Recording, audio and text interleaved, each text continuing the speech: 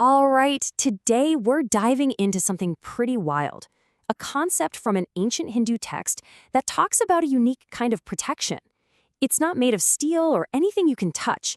It's forged from the fabric of thought itself. I know, it sounds like something straight out of a sci-fi movie, right? But this isn't some new age idea. It's an ancient one, a kind of technology of consciousness that promises to protect you from turmoil, both inside and out. So, where does this powerful idea even come from? Well, it's rooted in the Bhagavata Purana, one of the great epic texts. And the specific practice we're talking about is called the Narayana Kavacham. Okay, so let's get right into it. To really get how this works, we first have to understand what a kavacham actually is. The key thing to grasp here is that we are not talking about a physical shield at all. This is a metaphysical one. A kavacham is built from four things that are all connected: the sound vibrations of a mantra, the act of actually speaking it, the breath that gives it power, and, crucially, your mental focus on what it all means. It's a complete, multi-layered spiritual tool. And this whole practice is a huge part of what's known as Raja Yoga, the royal path of meditation. The entire goal is to consciously build what the text calls a divine thought form. So you're not just reciting words, you are actively building an energetic structure in your mind, a pattern that over time is meant to replace all that random mental chatter you deal with every day. So why would anybody do this? What's the point? Well, the text is super clear about the payoff. It describes it as a twofold promise, something that addresses both our day-to-day struggles and our deepest spiritual goals. And this is what's so fascinating. You've got this duality. On one side, you have the really practical, down-to-earth benefits. The text says the Kavacham can shield you from bad luck, sickness, and stress. It even promises stunning results for people who are in a really tough spot. But then, you look at the other side, and that's the ultimate goal: spiritual liberation. We're talking about solving the riddle of self-conditioning, about merging your individual self into the cosmic whole, to replace your own limited ego with what the text calls the God experience. Now, to help us wrap our heads around this pretty abstract idea, the text does what all great ancient texts do. It tells us a story, an allegory really, starring the king of the gods himself.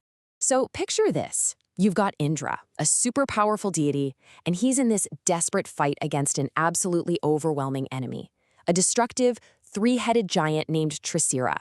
And Indra, for all his power, is losing. Badly.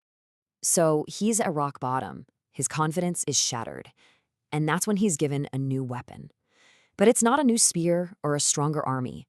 No, he's initiated into the Narayana Kavacham. He's taught how to build this shield of pure thought. And this is where everything flips. See, Indra doesn't just get some help from the outside. Through his meditation, the divine presence, the Lord, begins to act through him. It's like his own weakness and fear just get absorbed into this much greater power. And just like that, the giant is defeated. Easily. But, of course, this isn't just a cool story about gods and giants. It's an allegory for us. That three-headed giant, or Sarah, that represents the fractured nature of our own mind. You know, that constant internal battle between I, you, and it. The Kavacham, then, is the tool that's supposed to merge all those fragmented pieces of ourselves back into one unified whole. Okay, so how does this actually work in practice? How can a thought pattern really offer protection? Well, the text explains that it works by invoking very specific divine forms, each one perfectly tailored for a specific kind of danger. So the mantra is like a call to different aspects of the divine, each with a very specific job. You would meditate on the great fish form for protection in water, or the lion-headed god for courage in a battle.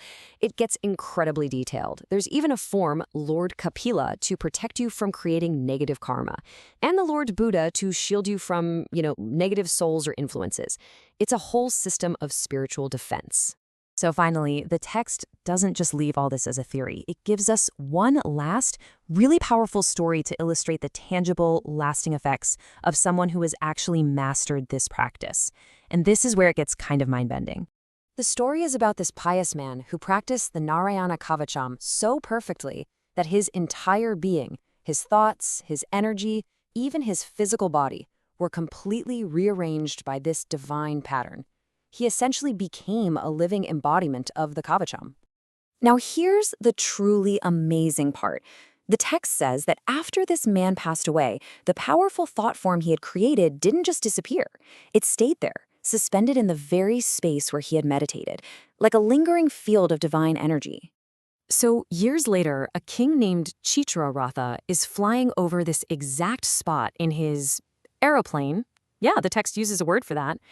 And suddenly, his vehicle is just pulled out of the sky by this unseen force, and it starts plummeting towards the ground.